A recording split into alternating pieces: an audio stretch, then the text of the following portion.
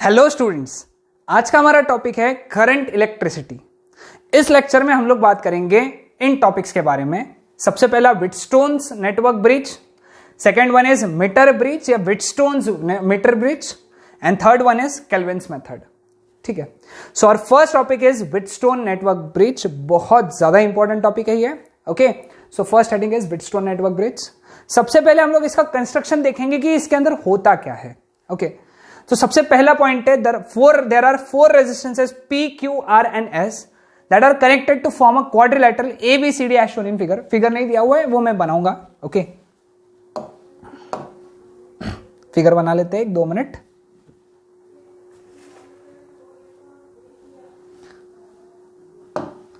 Okay, तो quadrilateral में ये देखो,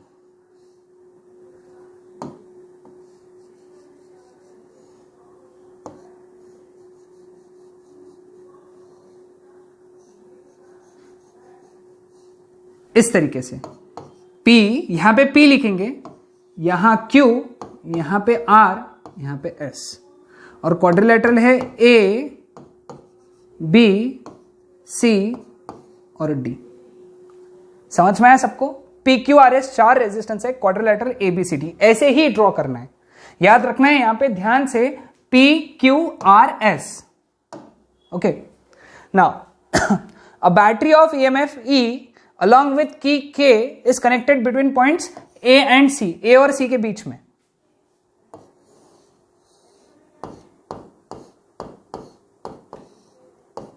की के A और C के बीच में। ठीक है, थोड़ा सा symmetric banana, such that A is at higher potential with respect to point C। A higher यानी पॉजिटिव लगाना है A को, निगेटिव लगाना C को, उसको बोलते हैं। ये पॉइंट लिखना है यहां से, हाँ, A is at higher potential with respect to point C। ठीक है, next, a galvanometer of internal resistance capital G is connected between points B and D। B और D के बीच में गैल्वेनोमीटर जिसका इंटरनल रेजिस्टेंस G है वो connect किया। ठीक है, देखो 3 पॉइंट का कंस्ट्रक्शन है, सभी को समझ में आया क्या? चेक कर लो, आया ध्यान में? ओके, सिर्फ ये थोड़ा सा सिमेट्रिक बना लेना है ना।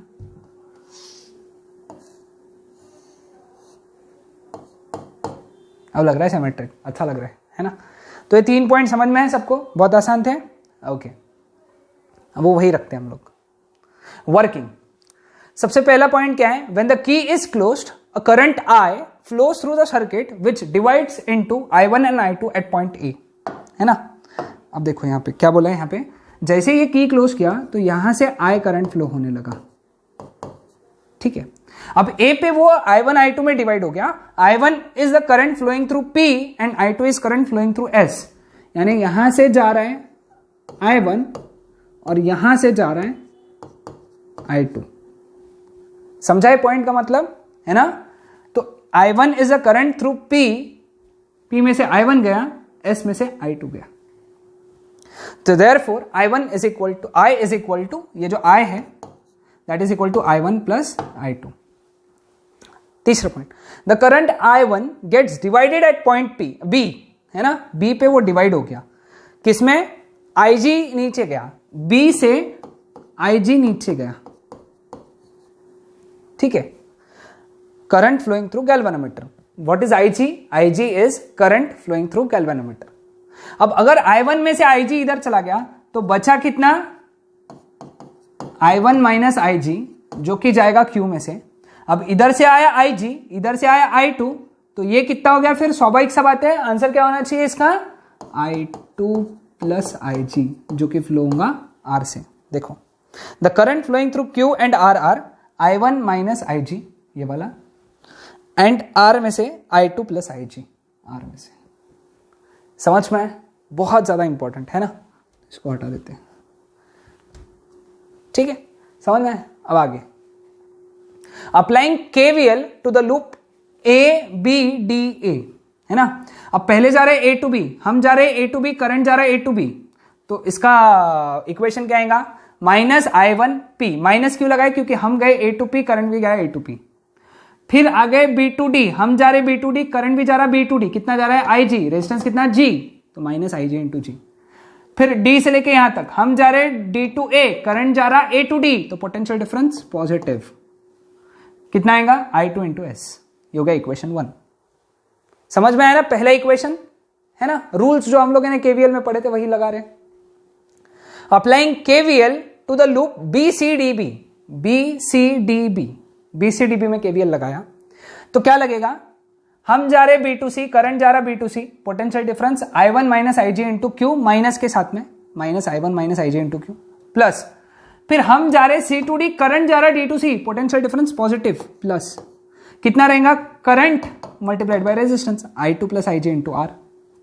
फिर हम जा रहे D2B, करंट जा रहा B2D, अपोजिट डायरेक्शन, फिर वापस प्लस, पोटेंशियल डिफरेंस कितना रहेगा? IG into G, that is equal to G. ठीक है, अब इक्वेशन नंबर 2। अब आता है सबसे ज्यादा इंपॉर्टेंट पॉइंट, पूरा 100% कॉन्सेंट्रेशन रखो। What is balancing condition? The bridge is set to be balanced when the current through the galvanometer is 0। यानी जब IG 0 है तब नेटवर्क बैलेंस है, तब ये व्हीटस्टोन ब्रिज बैलेंस है। यानी अगले बार तुमको नींद में से उठा के बोला क्या कि व्हीटस्टोन नेटवर्क ब्रिज बैलेंस है, तो तुमने क्या चिल्लाना? IG 0 है, IG 0 है। ओके, यानी जब जब IG 0 रहेगा तब तब हम लोग बोलेंगे कि ये व्हीटस्टोन नेटवर्क ब्रिज बैलेंस है। Okay, this condition can be obtained by adjusting the values of P, Q, R and S, है ना? ये कैसे आएगा? ये ऐसे आएगा कि तुम P, Q, R, S की वैल्यू जैसे एडजस्ट करोगे उसके हिसाब से तुम ये कंडीशन ला सकते हो। कौन सी कंडीशन? IG 0 मतलब नेटवर्क बैलेंस। ठीक है, समझ में आया सबको? तो ये हटा देता हूं मैं यहां पे। तो हमारे पास में दो इक्वेशन है, इसमें IG 0 डाल देंगे हम लोग। पहले इक्वेशन में IG 0 डालेंगे, दूसरे इक्वेशन में IG 0 डालेंगे, एक एक करके, है ना? Substituting IG in equation 1 0, sorry in equation 1 IG is equal to 0 डाला तो ये टर्म उड़ गया, तो बचा माइनस I1P प्लस I2S बचा, ये उधर चला गया, तो I1P is equal to I2S, equation number 3, है ना? इक्वेशन में 2 में IG 0 डाला तो क्या मिला? Minus I1Q plus I2R is equal to 0। फिर इसको उधर भेज दिया तो इक्वेशन आ गया I1Q is equal to I2R, equation 4 हो गया। अब दोनों को डिवाइड कर देंगे, equation 3 by equation 4, I1 cut जाएगा, I2 कट जाएगा, तो बचेगा P by Q is equal to S by R या फिर R by S। Okay, P by Q is equal to, sorry यहां पे एक्चुअली सॉरी ये S बाय R चाहिए था। हाँ, इसको दूसरे कलर के पेन से लिख देंगे हम लोग, S by R, S by R लिखना है। P by Q is equal to S by R, यानी इसका रेशियो अपॉन इसका रेशियो इज इक्वल टू इसका रेशियो अपॉन इसका रेशियो। ओके, समझ में? This upon this is equal to this upon this. अब इसमें से अगर तुमको 3 रेजिस्टेंस मालूम है, कोई भी 3 अगर मालूम है, तो तुम चौथा निकाल सकते हो, और ये कंडीशन को हम लोग बैलेंसिंग कंडीशन कहते हैं व्हीटस्टोन नेटवर्क ब्रिज का। ठीक है, अब इसका काम क्या है? व्हीटस्टोन नेटवर्क ब्रिज का काम है, व्हीटस्टोन नेटवर्क ब्रिज का काम है to calculate the resistance of, to calculate unknown resistance, to calculate unknown resistance. तो ये था हमारा Wheatstone network bridge. Okay okay, so अब हम लोग बात करेंगे व्हीटस्टोन नेटवर्क ब्रिज के एप्लीकेशंस की। ओके, तो पहला एप्लीकेशन क्या है? The Wheatstone's bridge is used for measuring the value of very low resistances precisely, है ना? तो जो भी रेजिस्टेंसेस होते हैं, हम लोगों ने कल इक्वेशन क्या देखा था? हम लोगों ने जो इक्वेशन देखा था that is P by Q is equal to S by R, है ना? तो अगर हमारे पास में P, Q और R का वैल्यू है तो हम लोग S का जो वैल्यू अननोन है वो निकाल सकते हैं, और अगर S का वैल्यू बहुत छोटा भी है, वेरी लो, है ना, तो भी हम लोग उसको बहुत प्रिसाइसली यानी एक्यूरेटली निकाल सकते हैं हम लोग। तो ये पहला एप्लीकेशन है, it is used for measuring the values of very low resistances precisely. दूसरा जो है, it can also measure the quantities such as, यानी ये रेजिस्टेंसेस के अलावा गैल्वेनोमीटर का रेजिस्टेंस भी कैलकुलेट कर सकते हैं, केल्विन्स मेथड अपन पढ़ेंगे आज। कैपेसिटेंस भी निकाल सकते, पढ़ेंगे इसके बारे में भी हम लोग, कैपेसिटेंस क्या होता है, इंडक्टेंस क्या होता है ये भी पढ़ेंगे, और इंपेडेंस क्या होता है ये भी पढ़ेंगे। इन सभी का वैल्यू वो निकाल सकता है। 4 चीजें और है रेजिस्टेंस के अलावा, 4 चीजें कौन सी है? Galvanometer resistance, capacitance, inductance, impedance, ये सारी चीजें अपने को आगे के चैप्टर्स में पढ़ना है। ओके, क्लियर हुआ सबको? हाँ, ओके। तो next topic, Wheatstone meter bridge. Wheatstone meter bridge कुछ ऐसा दिखता है। ओके, इसका कंस्ट्रक्शन देखते हैं हम लोग। यहां पे दिख रहा है तुमको, सभी को ध्यान में आ रहा है? ये मीटर ब्रिज है एक। ओके, मीटर ब्रिज इसको इसलिए भी बोलते हैं, याद रखना, क्योंकि इसमें 1 मीटर का वायर यूज हुआ है, 1 मीटर वायर, इसलिए उसको मीटर ब्रिज कहते हैं। तो कंस्ट्रक्शन क्या है इसमें? सबसे पहला पॉइंट क्या है, देखो हम लोग उसको रिलेट करेंगे। Meter bridge consist of 1 meter long wire of uniform cross section. Okay, ये एक वायर दिख रहा है सबको यहाँ पे, इसको अलग कलर से बताता हुआ है ना, ध्यान में आ जाएगा।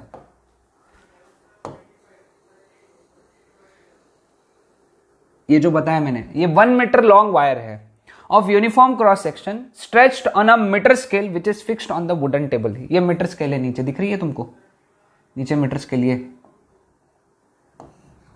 ये जो है पूरी मीटर स्केल है, ठीक है। मीटर स्केल को वुडन टेबल पे फिक्स करके रखा है, उसके ऊपर एक वायर है। ओके, समझ में आया सबको? तो तुमको दिखेंगे नहीं इसलिए मैं इसको ऐसा हटा देता हूँ यहाँ से।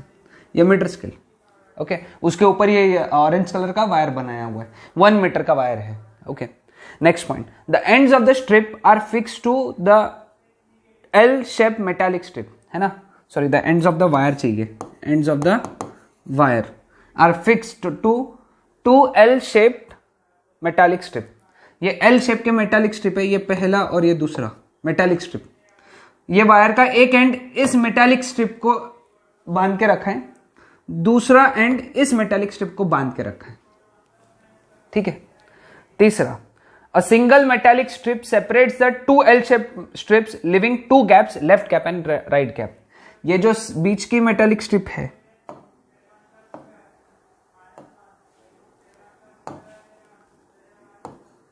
ये वाली एक मेटालिक स्ट्रिप है, ये एक एल शेप की मेटालिक स्ट्रिप थी, ये दूसरी एल शेप की मेटालिक स्ट्रिप थे। इसने बीच में यहां पे एक और मेटालिक स्ट्रिप लगाई, तो ये बन गया लेफ्ट गैप और ये बन गया राइट गैप, ठीक है। तो ऐसी 2 गैप बन गई एक मेटालिक स्ट्रिप बीच में लगाने की वजह से, ठीक है। Next, usually an unknown resistance X is connected in the left gap and unknown resistance box is connected in the right gap. Left gap में unknown resistance X जिसका वैल्यू अपने को निकालना है, वो कनेक्ट करना है लेफ्ट गैप में, हाँ, जनरली। और रेजिस्टेंस बॉक्स यानी जिसका रेजिस्टेंस तुमको पता है वो राइट गैप में कनेक्ट करना है। Okay, one terminal of the galvanometer is connected to the point C on the metal strip and the other terminal carries a jockey क्या होता है इसके बारे में एक्सप्लेन करूंगा, which helps in temporary contact, यही पे ध्यान में आ गया, temporary contact with wire AB, इसका काम है। ओके, समझा दो। देखो, ये मेटालिक स्ट्रिप से एक वायर नीचे आया जो अपन ने किसको लगाया, गैल्वेनोमीटर को, और इसका जो दूसरा एंड है वो जॉकी को कनेक्टेड है। जॉकी यानी ये ऐसी चीज होती है एक्चुअली, इसका दूसरा एंड पॉइंटेड होता है, ये जॉकी जैसा है। ओके, दिख रहे हो इस चीज को, ये जॉकी जैसा है। इसका जो दूसरा एंड है ना वो पॉइंटेड होता है, वो वायर के ऊपर टच होगा, ये वायर के ऊपर टच करोगे तुम, और टेम्परेरी कॉन्टैक्ट के लिए होता है। Okay, it's helps in temporary contact with the wire A B, यानी अपन उसको वायर ए बी पे घुमा सकते, कॉन्टैक्ट करा सकते, टच करा सकते। ओके, समझ में आया सबको concept? A cell of EMF E along with the key and rheostat are connected between the points A and B, यानी A और B के बीच में, यहाँ पे ये पॉइंट A है, ये पॉइंट B है, इसके बीच में एक सेल लगाया जिसका EMF E है, की लगाया और एक रियोस्टैट लगाया RH, ये रियोस्टैट, ठीक है। तो हो गया यहां कंस्ट्रक्शन कंप्लीट, है ना, ध्यान में आया सबको कंस्ट्रक्शन। अब आते वर्किंग पे। वर्किंग, सबसे पहला point, a suitable resistance R is selected in the resistance box. सबसे पहले इसका रेजिस्टेंस बॉक्स में, है ना, एक नॉन रेजिस्टेंस जिसकी वैल्यू तुमको पता है वो ले लो। कहां पे? ये आर की, क्योंकि ये आर तुम पता कर सकते हो। दूसरा, the jockey is brought in contact with wire A B at various points and the balancing point, याद रखना बहुत important, and the balancing point D is obtained where galvanometer shows no deflection. यानी क्या करते हैं हम लोग, जॉकी को ए बी वायर पे टच करते हैं और एक पॉइंट ऐसा ढूंढते, एक ही पॉइंट वायर ए बी पे एक पॉइंट ऐसा रहेगा जहां पे गैल्वेनोमीटर का डिफ्लेक्शन क्या हो जाएगा, नल, नल यानी जीरो, कुछ भी डिफ्लेक्शन नहीं रहेगा। समझ में? वापस से समझाऊंगा। इस जॉकी को हम इस वायर ए बी पे टच करते घूमते हैं, ठीक है, और एक पॉइंट ऐसा ढूंढते, एक पॉइंट हम लोग वायर ए बी पे एक पॉइंट ऐसा ढूंढते हैं जहां पे वो जॉकी जो है सॉरी वो गैल्वेनोमीटर जो है वो कुछ भी डिफ्लेक्शन नहीं दे रहा है, there is no deflection on the galvanometer, और उसको हम लोग क्या बोलते हैं, बैलेंसिंग पॉइंट। ये वर्ड याद रखना। तो अगले बार जब मीटर ब्रिज में बैलेंसिंग पॉइंट अगर मैं बोलूं, मीटर ब्रिज में, व्हीटस्टोन ब्रिज में नहीं, मीटर ब्रिज में, तो समझ लेना वो पॉइंट वायर ए बी पर का जहां पे गैल्वेनोमीटर का डिफ्लेक्शन जीरो है, गैल्वेनोमीटर का डिफ्लेक्शन जीरो है, okay, where galvanometer shows no deflection. तो let the respective length of the wire between A and D and that between D and B be L X and L R. तो वो जो point है letter से D है, तो ये जो लेंथ हो गया वो एल एक्स हो गया और ये जो लेंथ हो गया वो एल आर हो गया, है ना। सपोज डी पे, डी हमारा बैलेंसिंग पॉइंट है, डी हमारा बैलेंसिंग पॉइंट है, ठीक है। तो डी पे गैल्वेनोमीटर ने डिफ्लेक्शन नहीं दिया, तो उसका ए और डी के बीच का लेंथ एल एक्स हो गया, डी और बी के बीच का लेंथ एल आर हो गया, ठीक है। Now using balancing condition, balancing condition देखो ये व्हीटस्टोन ब्रिज के जैसा हो गया, ए सी बी डी, है ना, चार रेजिस्टेंसेस हो गए, ये एक्स हो गया, ये वायर का एक रेजिस्टेंस हो गया, ओके, ये वायर का रेजिस्टेंस, एडी वायर का रेजिस्टेंस, ये रेजिस्टेंस आर हो गया, डीबी वायर का रेजिस्टेंस, है ना। X by R is equal to R A D upon R D B. What is R A D? R D B resistance of the part A D and D B respectively, है ना। Wheatstone bridge की condition ध्यान में आ रही है क्या सबको?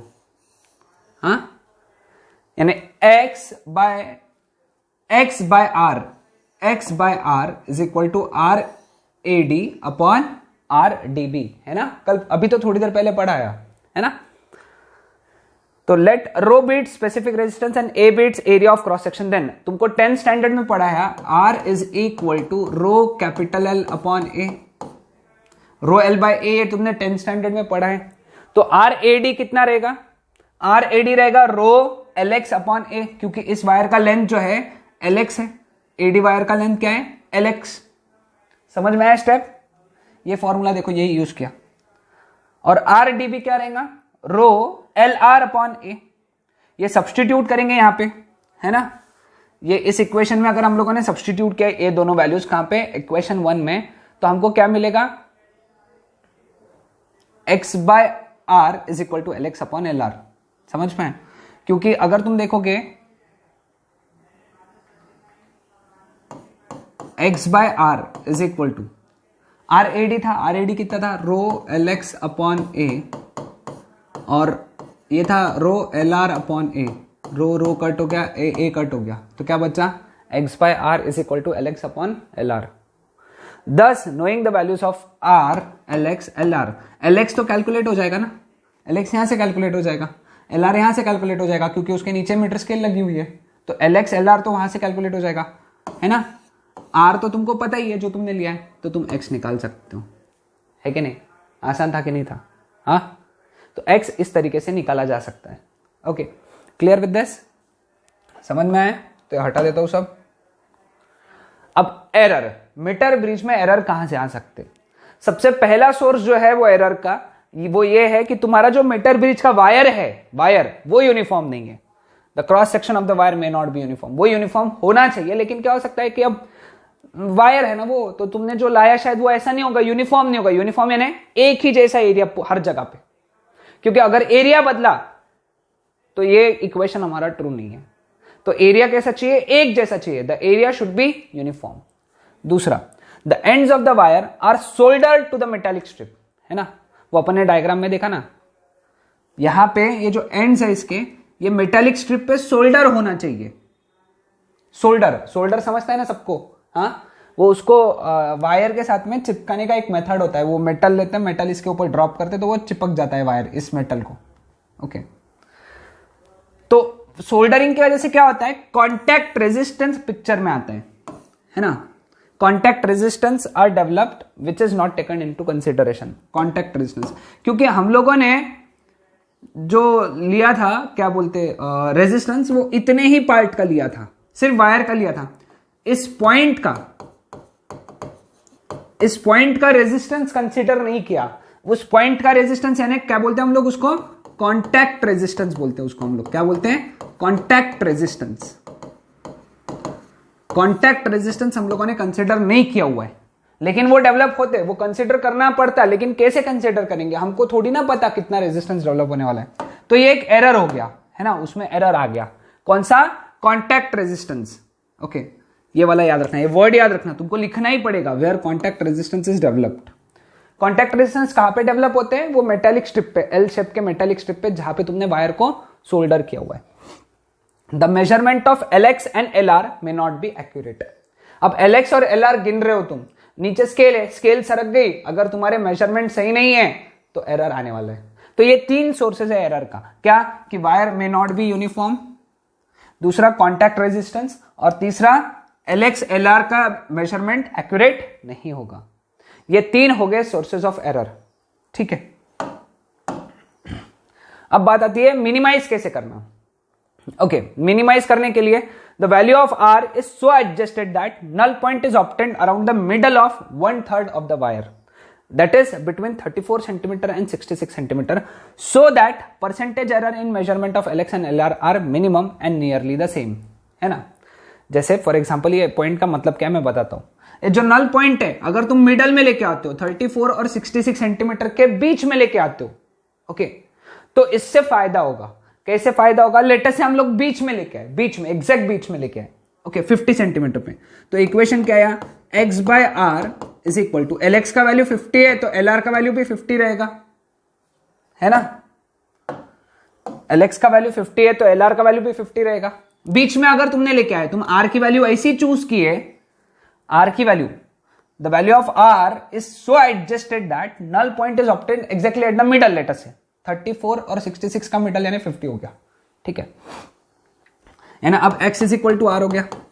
अब सपोज कॉन्टैक्ट रेजिस्टेंस है, कॉन्टैक्ट रेजिस्टेंस है, तो कॉन्टैक्ट रेजिस्टेंस ऐड होंगे तो इधर भी ऐड होंगे, इधर भी ऐड होंगे, लेकिन ऐड होके वापस रेशियो तो 1 ही है ना, रेशियो तो 1 ही है कि नहीं।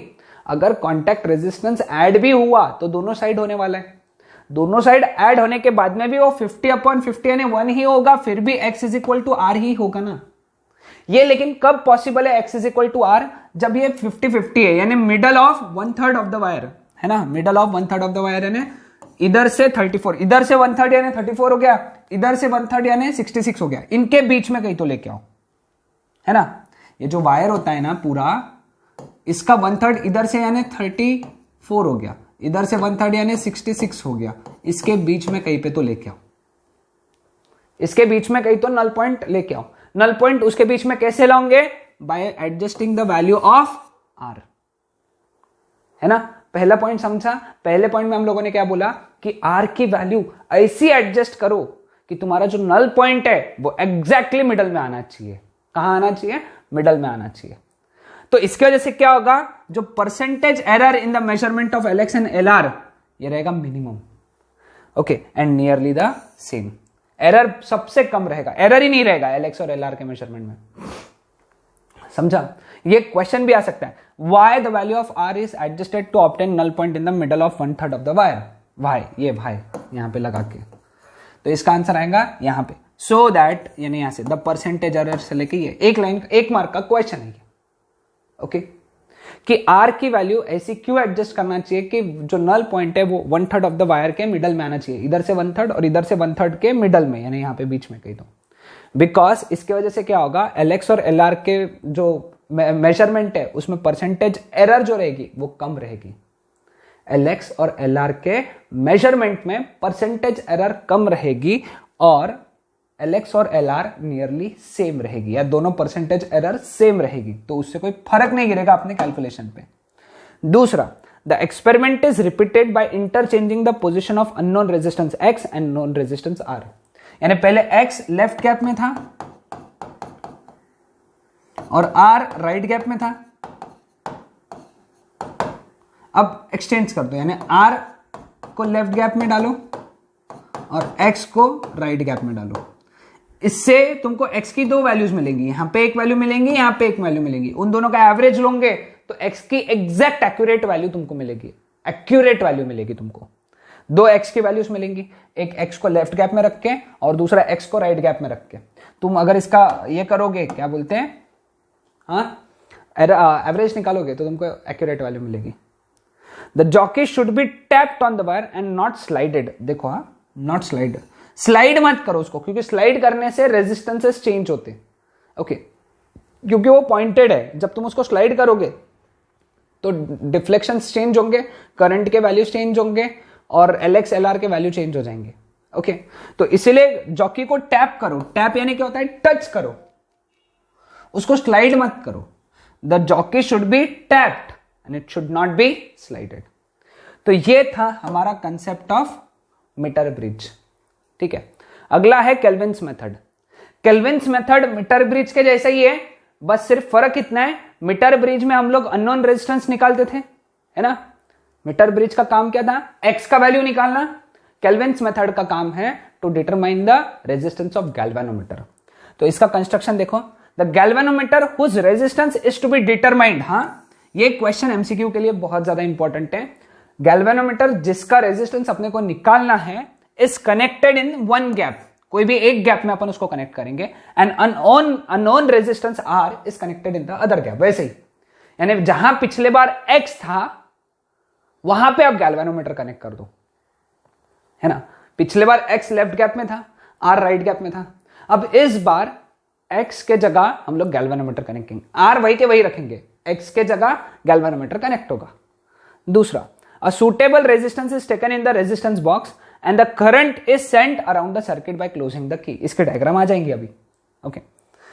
Without touching the jockey, the deflection in the galvanometer is observed। इसका मतलब समझाता हूं, देखो ये डायग्राम दिख रहा है, सबको ध्यान में आ रहा है, ये देखो, यहां पे मैं इसको और क्लियर कर देता हूं।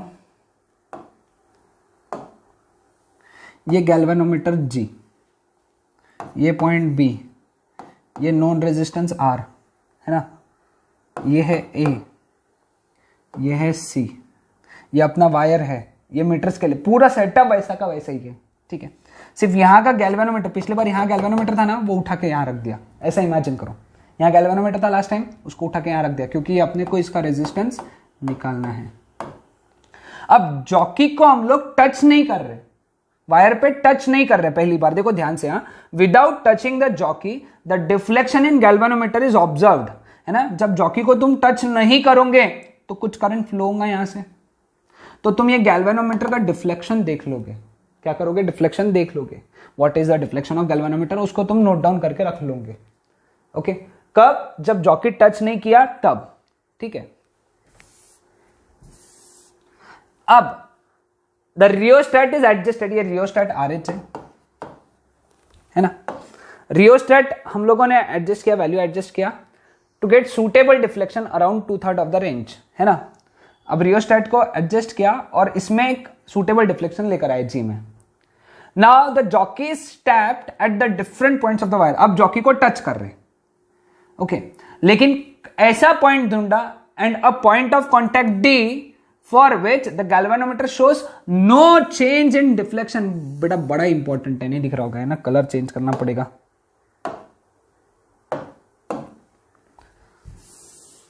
बहुत वैसे ही कलर चेंज करके ही लिखा है मैंने, यानी गैल्वेनोमीटर D को ऐसे पॉइंट, यानी जॉकी को D पॉइंट ऐसा निकाला अपन ने, सच दैट गैल्वेनोमीटर में उतना ही डिफ्लेक्शन था जो जॉकी को टच करने से पहले था, है ना। अभी तो थोड़ी देर पहले समझा है ना कि जॉकी को टच किए बगैर अपन ने गैल्वेनोमीटर में डिफ्लेक्शन देखा और उसको नोट करके रख लिया यहाँ पे, भैया ऐसा ऐसा डिफ्लेक्शन आया।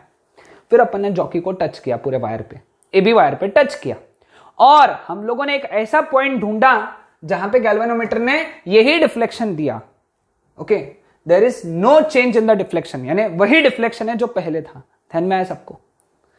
ओके, तो as the galvanometer shows the same deflection with or without contact between the points B and D, है ना, यानी B और D के बीच में तुम उसको कांटेक्ट में रखो या मत रखो, गैल्वेनोमीटर उतना ही डिफ्लेक्शन बता रहे हैं, then these two points must be equal potential, यानी इसका मतलब B और D ये इक्वल पोटेंशियल पे, क्योंकि गैल्वेनोमीटर उतना ही डिफ्लेक्शन बता रहे हैं। तो इस वजह से हम लोग क्या लिख सकते हैं? हम लोग लिख सकते हैं the length of the bridge wire between the points D and to the left end of the wire is measured, यानी ये LG और ये LR ये अपन ने ढूंढ के निकाला, ये लेंथ कैलकुलेट कर लिया LG और LR। Okay, let LG with the length of the segment opposite to galvanometer, galvanometer के अपोजिट लेंथ कितनी है? LG, रेजिस्टेंस के अपोजिट कितनी है? LR। तो यहां से हम लोग अब क्या करेंगे? कैलकुलेशन करेंगे। कैलकुलेशन क्या है? अब RAD and RDC with the resistance of the two parts AD and DC. Since the bridge is balanced, तो G by R is equal to RAD by RDC, वही Wheatstone वाली कंडीशन है। इसके जगह क्या लिख सकते हैं अपन? Rho LG upon A। इसके जगह क्या लिख सकते हैं? Rho LR upon A।